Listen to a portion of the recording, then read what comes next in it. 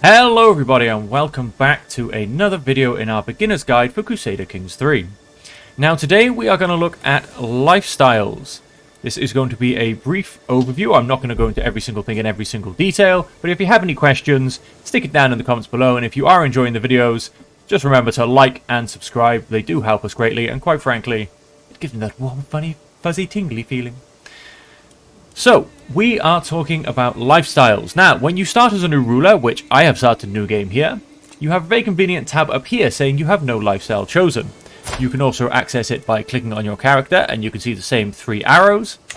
Or down here, once again, you'll see the same 3 arrows. Now, this is not to say that you can't click on it once you've selected a lifestyle. This will then just be displaying a different symbol in correspondence to the lifestyle you have chosen.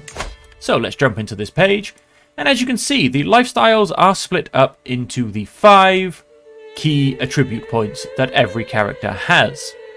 So, starting from the left with diplomacy, if we jump straight in, as you can see, we have 3 lifestyle trees and 3 lifestyle focuses, all within diplomacy. Now, every single attribute looks the same, whether it is diplomacy, military, stewardship, intrigue, or learning. They will all have 3 focuses and then 3 trees, and the focuses generally correspond to the trees, but you do not have to pick the focus for the tree you are planning to go down. For instance, I could be thinking, oh, I'm a little bit on in years, I really need some children because I don't have any heirs, so I'm going to go for family focus. But whilst I'm here in the diplomat tree, I actually want to push the purely diplomatic tree, as opposed to pushing the patriarch tree, which is the one actually linked to family hierarchy. So just because I picked family focus doesn't mean I have to go through the family hierarchy tree. Now, don't get me wrong, if there is something in here that also very easily increased my fertility, I'd probably want to tick that on as well, because that would be my current goal. But as I said, it's not something you have to do. Now, as you can see, we have 3 trees through every one of the main attributes. And as you can see, these go down and these do splinter off.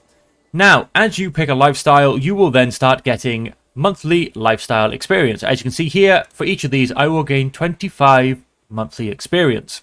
Once I reach 1,000, which always stays at 1,000 no matter how many perks you gain, it is always 1,000 per level. It doesn't increase the more you gain. I will be able to pick a perk in that relevant attribute. For instance, obviously, if I get a diplomatic lifestyle perk, I have to pick a diplomatic lifestyle option. I can't get a diplomatic lifestyle perk and then go and chuck it in martial, for instance. You have to put it in the corresponding attribute. And then as you're going down trees, another thing to note is, for instance, if I wanted Accomplice Forger, these 3 lines you see, it's not an either or option. I would have to complete all 3 lines to then get the corresponding joint perk. Same here with True Ruler, and same here with Friendly Council. So, for me to get Accomplished Forger, obviously, as you can see, it's going to take quite a lot of perk points. But don't worry, folks. If you start as a pretty young ruler and you're particularly good at any one of the attributes, you can actually complete all 3 trees. So that should give you a rough perspective of how many perks you can get. I mean, you are likely to complete 1 tree with every ruler you have, unless, of course, you have a very short reign, due to the fact that you inherit old, or you're not very liked by your subjects and somebody goes and murders you. Now, moving along, we have the martial skill. As you can see, once again, we have 3 choices and 3 trees. Now, you will notice I have a bunch of perk points in martial. That's because I have taken over I think he's a 40-something-year-old character, and his education is a martial education. Now, the way the computer works is, if you have a son or a daughter who is your heir, now obviously when they become an adult, they will start gaining life experience. The way the computer works this is whatever their education trait is in whatever stat it corresponds to, they will put the perks in that attribute focus here, in that lifestyle. Now, it's not always which one of the 3 they will put it in. They will generally focus on 1 out of the 3. They won't just slapdash between all 3 of them. But the fact that I am a military character, all of my current perks are in the military attribute lifestyle. Now, for all of you eagle-eyed folk out there as well, you will have noticed if I pick one of these 3 strategies, I'm getting 32 experience a month. But with diplomacy, I was only getting 25. That is because, as I've mentioned, I am a military trained and educated person. So my character basically has a 3-star military education. You can have anywhere between 1 and 4 stars. And the more stars you have will increase the amount of experience you get per month in that single attribute. So the fact that I'm military and I'm 3 stars, I increase by, I believe it's 30%, which gets me an extra 7 per month. Now, if I was 4-star, I would increase by 40%, which comes out to 35 a month. That is the most you can earn without then looking at things like artifacts and other influences which help you gain lifestyle experience. We will go into more of those on a separate video. And so as you can see, on the bottom of each tree, and this was the same on diplomacy, you have something that looks a little different. This is actually a lifestyle perk. Once you take this, it will turn up on your character sheet next to all of your other perks. And all of these have slightly better bonuses usually than the perks that come before them. For instance, if I become a strategist, I gain 1 in diplomacy, which you might be thinking, wait, but this is a military perk. But of course you can have crossover. I will gain 3 martial. And then we have the 2 little bonuses of enemy fatal casualties plus 25%. And I can cross rivers and straits without advantage penalties. This is basically going to come into great effect in war, depending on which area you're in as well. If you happen to be in a place that's a very wetland area, completely crisscrossed by rivers, and you need to go and conquer all of your neighbours to unite your kingdom, then having something like the strategist might be a good idea, because then you can attack them going across those rivers continuously without getting what is actually quite a large battle negative modifier, which, let's be honest, nobody wants, because especially in war, you want to keep all your troops alive and kill all of theirs. Even if you do outnumber them, you never know when they're going to call on a friend. Now, looking at the others, they are all of an exact similar nature. Obviously, the shape of the chains slightly change, going from attribute to attribute, but they are all follow the exact same distinctive rules. They all have 3 focuses you can choose from, and then they have 3 trees you can go down, all ending in a perk. Now, going over some of my favorites, if you're trying to push your cultural traditions, that is basically your research in Crusader Kings 3, this one right here, Scientific in the Learning Tree, is absolutely fantastic. Cultural Fascination Progress plus 35%. Which you might think, oh, it's only 35%. I've seen some of these perks, they give 100% bonuses to things and 75% bonuses to things. But trust me, if you're trying to push your cultural fascinations, whether you're maybe trying to get a better succession law, or you're simply trying to maybe get the next level of, say, siege weapons to help you conquer your neighbors, having Scientific is absolutely fantastic. The 35% increase to your cultural fascination progress is actually huge. Some of the other ones, for instance, if you're trying to do something specific with a ruler, reform a religion, add a new cultural pillar or cultural tradition, something that basically takes a usually larger amount of, say, piety or prestige, having something like whole of body could be very useful. There are several things in here that increase your health. As you can see there, disease resistance, health, massive boost. Same with whole of body. I'll wait for it to quickly load and then highlight it. You gain a medium boost to your health. It will basically give you higher chances of not contracting diseases, becoming ill, and dying too early, increasing your general life expectancy by a fair margin. If you are looking to reform your faith or change your faith in any way, this one right here, Prophet, again is one that is absolutely amazing. Faith creation and reformation cost minus 50%. Now, if you are being asked for 6,000 piety to change your religion, minus 50%, you've just knocked off 3,000 piety. Which, especially in the early throes of the game, before we're getting to the stages, you know, where you might have a kingdom or two, and it's kind of getting to the point where no one's really a threat to you anymore, and you're probably getting close towards the end of the game. Something like 3 or 6 or 8,000 piety is rather a large amount. So, having something like Prophet will greatly help you push that through. And then you've got the right side of this tree as well, which will help increase your religious relations. Now that is also good because your cleric, holy man, whatever he may be called, will grant you money and soldiers if he likes you. Now if you're always struggling with this for whatever reason, if you happen to be in the learning perk, I probably wouldn't come in here just to get it if it was me personally, but if you happen to be in here, a couple of points down here will always ensure that you get all of that gold and the maximum number of troops that you can possibly get from your religion's holy man. Jumping into the intrigue, I don't do too much intrigue, although I did do quite a lot in my last playthrough, which you can all find on YouTube. And one that I did quite enjoy was Kidnapper. You can have a good bit of fun with this, kidnapping people's heirs, etc. You can basically kidnap an heir and then maybe declare war on him, and you will start with a 50% war score. It's a very good bonus. Another way to look at that is if you can kidnap an heir, start a war, and then kill the leader, you've then actually captured the leader, which is worth 100% war score. There are some quite cheeky things you can do with some of the stuff in here. Also, if you're going to push intrigue, these top two here are also quite useful.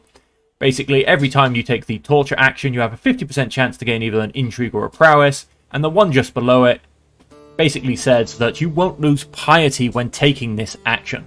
Because once again, you don't want to become too unpious. You might be earning, don't get me wrong, hundreds and hundreds and hundreds of pious a year. At which point you might think, well, no, I'm going to focus my perks somewhere else. But they do work quite nicely together. The Seducer, again, if you want to have a bit of fun doing that, or you're trying to, spread your children around the world, again, that's right there. Now, Stewardship, I don't use this one too much if I'm perfectly honest, but if you're trying to do a little bit of realm consolidation, a bit of building up, earning some money, then obviously this is the one that would be very useful to you. You've got this left-hand tree, which does focus on money.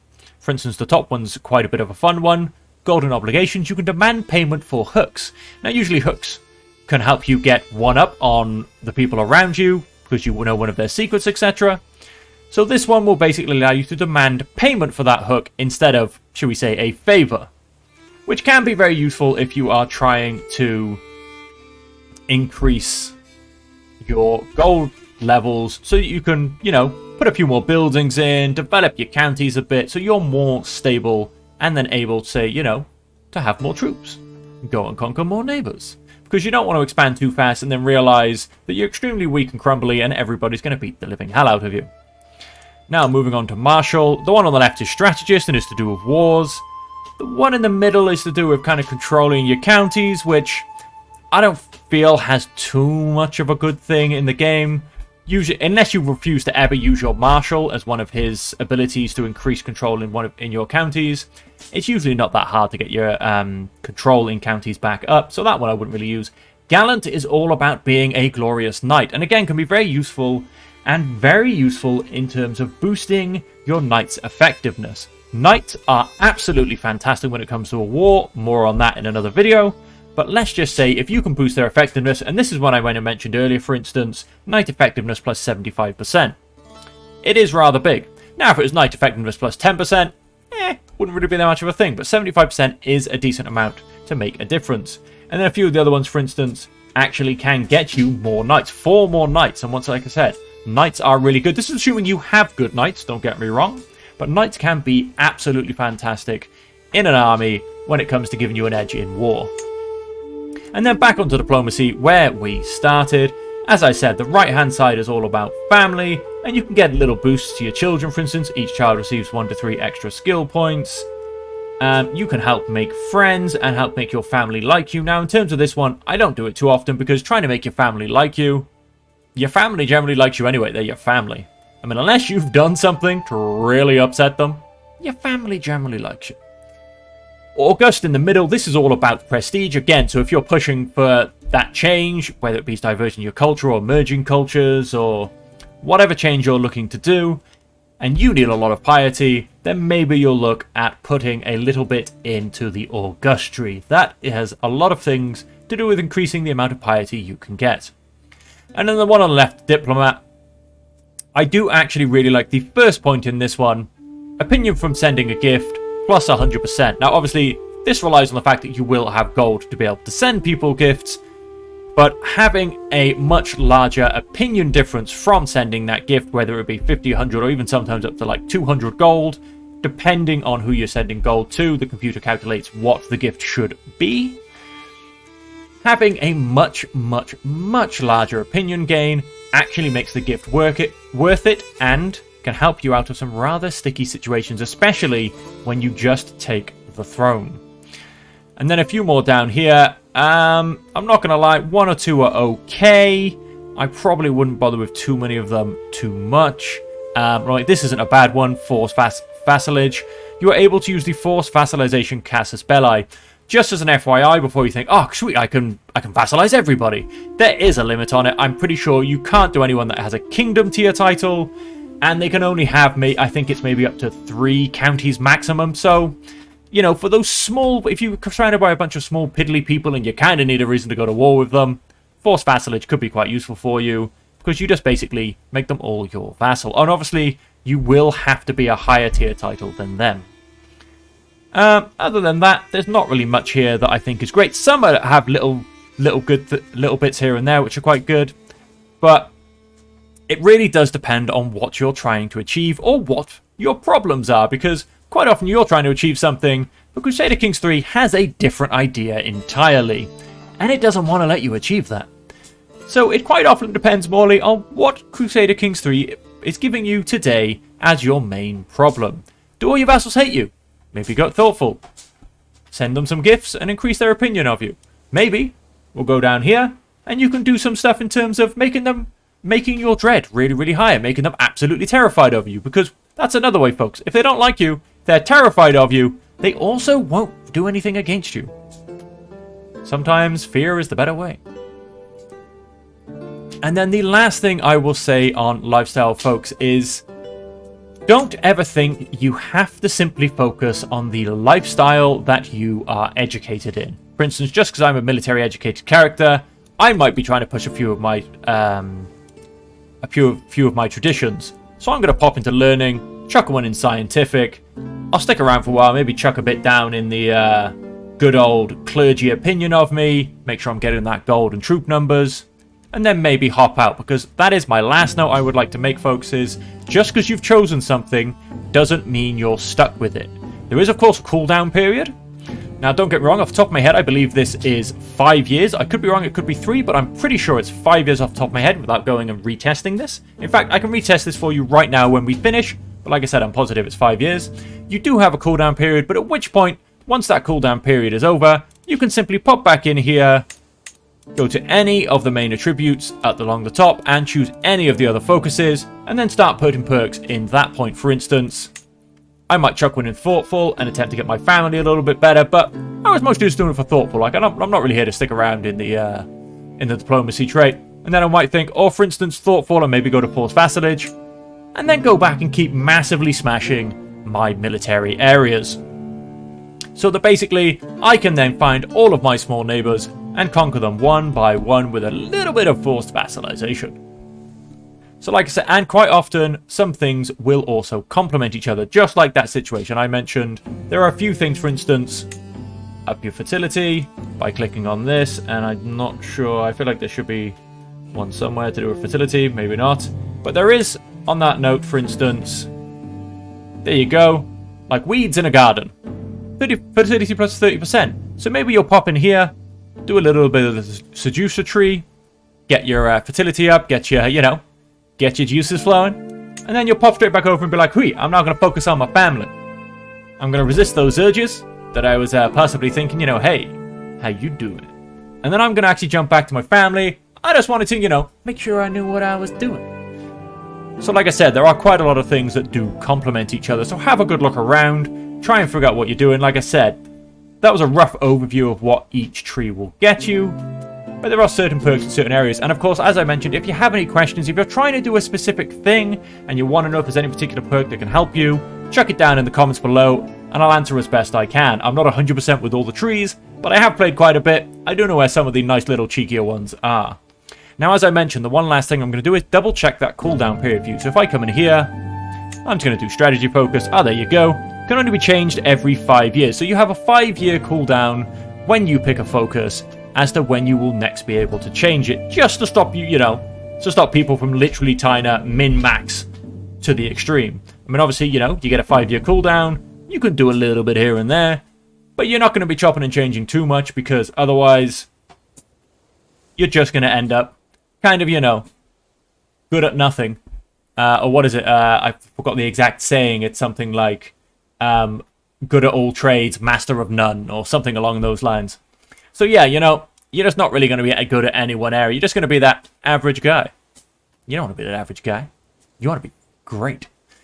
But anyway, so that is all for lifestyles. And I've just noticed one last part. Because of my martial education, I gained 30% more experience. As I said, if I was a 4-star, that would be 40. 1-star, 10. 2-star, 20. Nice and easy to work out. So I'll leave it there. If you've got any questions, let me know. If you've enjoyed it, feel free to hit that subscribe and like button.